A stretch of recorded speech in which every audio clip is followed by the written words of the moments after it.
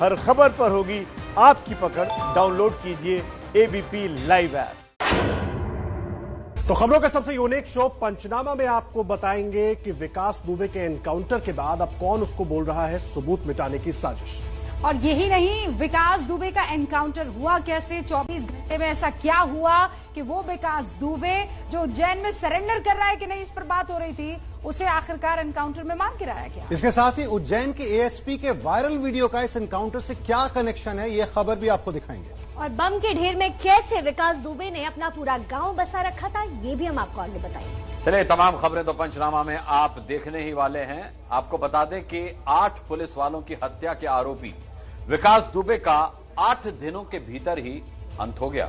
आरोप है कि कानपुर में उसने पुलिस पर फायरिंग करके भागने की कोशिश की और मुठभेड़ में मारा गया।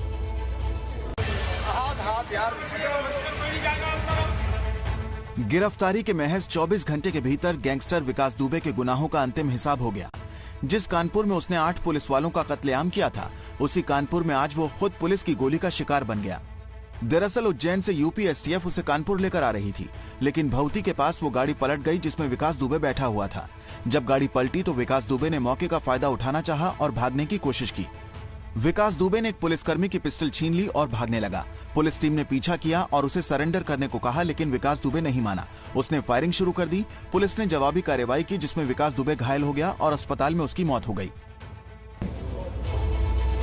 देखिए, विकास दुबे के एनकाउंटर पर चाहे जितने भी सवाल उठ रहे हो, लेकिन जब आतंक का अंत हुआ तो लोगों ने पुलिस के पक्ष में नारेबाजी की।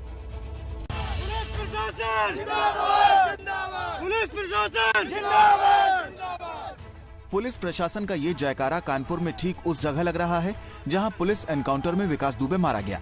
एबीपी न्यूज संवाददाता ज्ञानेंद्र तिवारी घटना की जानकारी दे रहे थे कि इसी दौरान कुछ लोग पुलिस प्रशासन के पक्ष में नारे लगाने लगे। इसका सही सजा मिली इसको, पुलिस प्रशासन इसलिए जिंदाबाद है। जश्न सिर्फ पब्लिक नहीं मना रही है। आपको ये पता होना चाहिए कि विकास दुबे के एनकाउंटर के बाद शहीद पुलिस वालों के घर पर भी खुशियां मनाई गई।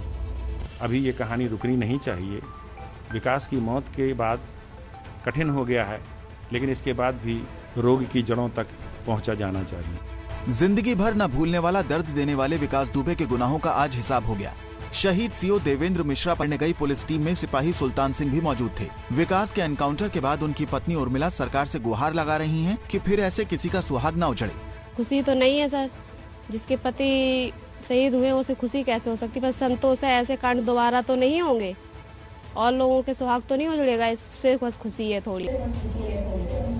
विकास दुबे के एनकाउंटर की हर तरफ चर्चा है, लेकिन इस एनकाउंटर ने कई बड़े सवालों को भी जन्म दिया है। पूरे कानपुर पुलिस की और एसटीएफ की टीम की मैं बहुत बहुत मैं बधाई दूंगा कि उन्होंने एक नजीर पेश करने वाला और एक ऐसी साहसिक मुठभेड़ की है जिसका जो है अन्य अपराधियों पर भी निश्चित रूप से एक प्रभाव जाएगा। भले ही पुलिस के आला अधिकारी विकास दुबे के एनकाउंटर के बाद अपनी पीठ थपथपा रहे हैं, लेकिन इस पूरे घटनाक्रम में अब भी कई सवाल अनसुलझे ही हैं। जैसे क्या विकास को हथियार लूटकर भागने के लिए खुले हाथ बैठाया था? उज्जैन में निहत्थे गार्ड ने उसे पकड़ा, लेकिन एसटीएफ के कमांडो उसे संभाल नहीं पाए। विकास का एनकाउंटर कानपुर के उसी भवती इलाके में हुआ जहां कल उसका साथी प्रभात मिश्रा मारा गया था। ऐसे में सवाल ये भी है कि क्या उसके एनकाउंटर की तैयारी पहले से कर ली गई थी? और सबसे बड़ा सवाल ये कि अगर विकास दुबे को भागना ही था तो उसने खुद ही गिरफ्तारी क्यों दी? और देखिए, विकास के एनकाउंटर को लेकर भी कई बड़े सवाल खड़े हो गए हैं। यूपी एसटीएफ की टीम जब विकास को लेकर उज्जैन से निकली तो वो दूसरी गाड़ी में था और कानपुर में जो गाड़ी पलटी वो दूसरी थी। इसे लेकर भी पुलिस सवालों के अब घेरे में है। विकास दुबे के एनकाउंटर पर सवाल उठ रहे हैं और तस्वीरें भी सवाल उठा रही हैं। ऐसा इसलिए क्योंकि विकास जब उज्जैन से रवाना हुआ तो वो टाटा सफारी गाड़ी में बैठा था, लेकिन कानपुर में जिस गाड़ी के एक्सीडेंट के बाद वो भागा वो गाड़ी महिंद्रा टीयूवी थी। पहली तस्वीर को देखिए, टाटा सफारी गाड़ी एक टोल से निकल रही है और इसमें विकास दुबे बैठा हुआ है। ये वो गाड़ी नहीं है जो हादसे में पलटी है। ऐसे भी माना जाता है कि बड़े अपराधियों को ले जाते वक्त पुलिस काफिले की गाड़ियां बदलती हैं। ऐसा सुरक्षा को देखते हुए किया जाता है। हालांकि विकास दुबे की कार की इस अदला बदली पर फिलहाल पुलिस का कोई बयान नहीं आया है। देखिए, विकास दुबे जो है वो कल जिस नाटकीय तरीके से उज्जैन में गिरफ्तार हुआ, कुछ उसी तरह से आज मारा भी गया। यूपी एसटीएफ विकास दुबे को सड़क के रास्ते उज्जैन से लेकर निकली, तब से एबीपी की टीम काफिले के पीछे चल रही थी। रात करीब 3:15 बजे झांसी बॉर्डर पर एसटीएफ ने मीडिया को काफिले से अलग करने की कोशिश की, लेकिन एबीपी की टीम कानपुर देहात तक काफिले के पीछे पीछे ही रही। कानपुर शहर की सीमा पर सुबह 6 बजे के करीब पुलिस वालों ने एबीपी न्यूज की टीम समेत तमाम मीडिया वालों को एक नाके पर रोक दिया।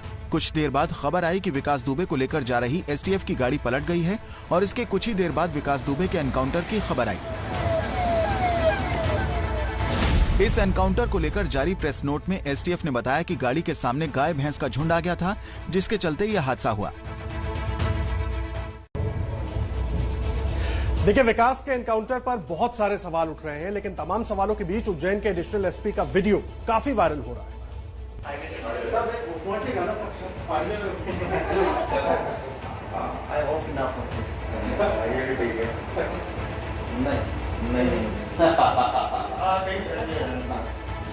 ये वही वायरल वीडियो है जिसमें एडिशनल एसपी रुपेश द्विवेदी कह रहे हैं कि हो सकता है कि विकास कानपुर पहुंचे ही नहीं। ये वीडियो कल शाम का बताया जा रहा है, जब कुछ पत्रकार एडिशनल एसपी से विकास के संबंध में जानकारी लेने गए थे। इस दौरान ये बातचीत कैमरे में कैद हो गई। वैसे कल जब से वो गिरफ्तार हुआ तब से इस तरीके के सवाल उठाए जा रहे थे और एनकाउंटर हुआ तो ये सवाल उठना लाजमी है। पुलिस लेकिन इसे आत्मरक्षा में की गई कार्रवाई बता रही है। गाड़ी पलटी, विकास दुबे भागा, एनकाउंटर हुआ और अपराधी ढेर। विकास दुबे को लेकर उज्जैन से सवालों का जो सिलसिला शुरू हुआ वो कानपुर में उसकी मौत के बाद भी खत्म नहीं हुआ है। कल शाम 7 बजे यूपी एसटीएफ का काफिला विकास को लेकर निकला था, लेकिन कानपुर में जिस तरह उसका एनकाउंटर हुआ, लोगों ने आशंका जताई कि कहीं इस एनकाउंटर की पटकथा कल ही तो नहीं लिखी गई थी, जिसे आज सुबह अंजाम दिया गया है। हालांकि पुलिस के आला अधिकारी विकास के एनकाउंटर को पुलिस की आत्मरक्षा में की गई कार्रवाई ही बता रहे हैं। पुलिस टीम पर जान से मारने की नीयत से फायर करने लगा। पुलिस द्वारा आत्मरक्षार्थ जवाबी कार्रवाई की गई। और गैंगस्टर विकास दुबे के एनकाउंटर के बाद सियासत और तेज हो गई है। समाजवादी पार्टी ने तो इसे सबूत मिटाने की साजिश तक बता दिया। समाजवादी पार्टी के अध्यक्ष अखिलेश यादव का ये ट्वीट एनकाउंटर में विकास दुबे के मारे जाने के फौरन बाद आया है, जिसमें इशारों में अखिलेश ने योगी सरकार पर सबूत मिटाने का आरोप लगाया, जिससे विकास दुबे के खाकी और खादी से जुड़े गठजोड़ का खुलासा न हो सके। अखिलेश के इस हमले के जवाब में बीजेपी ने पलटवार किया और विकास दुबे का समाजवादी पार्टी से ही रिश्ता बता दिया। तो शायद समाजवादी पार्टी के थे, जितनी मेरी जानकारी में है विकास दुबे समाजवादी पार्टी से जुड़े रहे। लेकिन केवल अखिलेश ही नहीं, बीएसपी अध्यक्ष मायावती और कांग्रेस नेता प्रियंका गांधी ने भी सुप्रीम कोर्ट की निगरानी में एनकाउंटर की जांच की मांग की है। कांग्रेस पार्टी की ये मांग है कि सुप्रीम कोर्ट के सिटिंग जज, एक मौजूदा जज द्वारा एक न्यायिक जांच हो। विकास दुबे के एनकाउंटर के बाद बिकरू गांव में पुलिस ने छापा मारा, जहां कई देसी बम पुलिस को बरामद हुए। विकास दुबे के करीबी दयाशंकर की दुकान से पुलिस को 7 देसी बम हाथ लगे हैं, जिन्हें पानी में डालकर डिफ्यूज किया गया। ये वो हथगोले हैं जो यहाँ से बरामद हुए हैं गांव से। ये देखिए, ये बम हैं जो गांव से बरामद हुए हैं। 4 जो बम हैं वो इसमें रखे गए हैं, इस बाल्टी में, और बाकी 3 जो बम हैं वो यहाँ पर रखे गए हैं। बम बरामद होने के बाद पुलिस विकास दुबे के घर के आसपास के मकानों की तलाशी में जुट गई और जिन घरों पर ताला जड़ा हुआ था उसका ताला तोड़कर छानबीन की गई। इससे पहले भी पुलिस के सर्च ऑपरेशन में विकास दुबे के घर से हथियार और गोला बारूद बरामद हो चुके हैं।